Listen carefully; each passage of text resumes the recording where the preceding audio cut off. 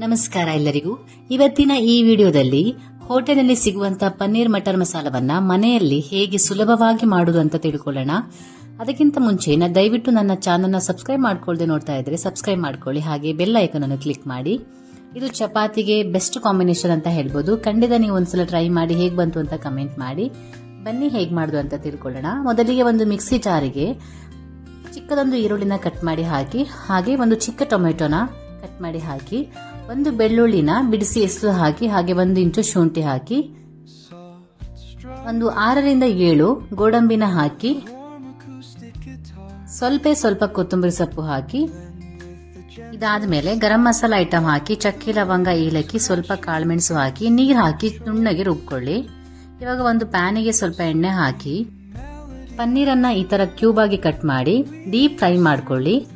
ನೋಡಿ, 2 ಕಡೆ deep fry ಆಗಬೇಕು. ಅಲ್ಲಿ ತನಕ ಫ್ರೈ ಮಾಡಿಕೊಂಡು ಪನ್ನೀರನ್ನ ಬೇರೆ ಪ್ಲೇಟಿಗೆ ಎತ್ತಿಟ್ಕೊಳ್ಳಿ. ಇವಾಗ ಅದೇ ಪ್ಯಾನಿಗೆ ಸ್ವಲ್ಪ ಎಣ್ಣೆ ಹಾಕಿ ಒಂದು ಮೀಡಿಯಂ ಸೈಜ್ ಈರುಳ್ಳಿನ ಚಿಕ್ಕದಾಗಿ ಕಟ್ ಮಾಡ್ಕೊಂಡು ಹಾಕಿ. ಈರುಳ್ಳಿ ಚೆನ್ನಾಗಿ ಎಣ್ಣೆಯಲ್ಲಿ ಬಾಡಿಸ್ಕೊಳ್ಳಿ, ಚೆನ್ನಾಗಿ ಫ್ರೈ ಆಗಬೇಕು ಈರುಳ್ಳಿ.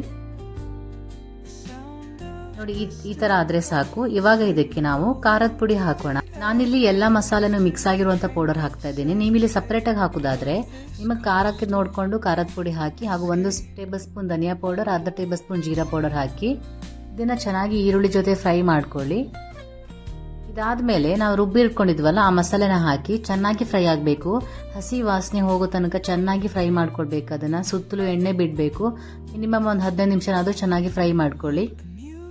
ಇದು ಚೆನ್ನಾಗಿ ಫ್ರೈ ಆಗಿಲ್ಲ ಅಂದ್ರೆ ಟೇಸ್ಟ್ ಕೂಡ ಚೆನ್ನಾಗಿರೋದಿಲ್ಲ. ಅದಕ್ಕೆ ನೋಡ್ಕೊಂಡು ಚೆನ್ನಾಗಿ ಫ್ರೈ ಮಾಡ್ಕೊಂಡು ಸ್ವಲ್ಪ ಅರಿಶಿನ ಮತ್ತೆ ಉಪ್ಪು ಹಾಕಿ ಚೆನ್ನಾಗಿ ಫ್ರೈ ಮಾಡ್ಕೊಳ್ಳಿ, ಚೆನ್ನಾಗಿ ಬಾಡಿಸ್ಕೊಳ್ಳಿ. ಇದನ್ನ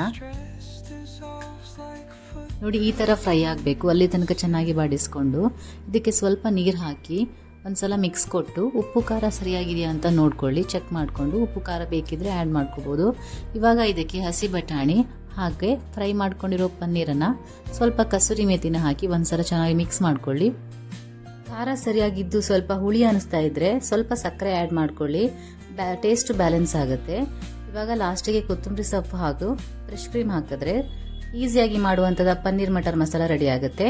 ಫ್ರೆಶ್ ಕ್ರೀಮ್ ನಿಮಗೆ ಆಪ್ಷನಲ್ ಇದ್ರೆ ಹಾಕಿ, ಇಲ್ಲಾಂದ್ರೆ ಸ್ಕಿಪ್ ಮಾಡ್ಕೊಳ್ಬಹುದು. ಇಫ್ ಸಪೋಸ್ ಇಲ್ಲ ಅಂದ್ರೆ ಸ್ವಲ್ಪ ಹಾಲು ಹಾಕಿದ್ರೂ ಆಗುತ್ತೆ, ಇಲ್ಲಾಂದ್ರೆ ಗೋಡಂಬಿನ ಬಿಸಿ ನೀರಲ್ಲಿ ನೆನೆಸಿ ಪೇಸ್ಟ್ ಮಾಡಿ ಕೂಡ ಹಾಕ್ಬಹುದು. ನೋಡಿ, ಚಪಾತಿ ಅಂತೂ ಬೆಸ್ಟ್ ಕಾಂಬಿನೇಷನ್ ಅಂತಾನೆ ಹೇಳ್ಬೋದು. ಒಮ್ಮೆ ನೀವು ಟ್ರೈ ಮಾಡಿ, ಖಂಡಿತ ನೀವು ಇಷ್ಟಪಡ್ತೀರಾ. ಹಾಗಾದ್ರೆ ಮತ್ತೆ ಸಿಗುವ. ಅಲ್ಲಿವರೆಗೂ ಟೇಕ್ ಕೇರ್, ಬಾಯ್.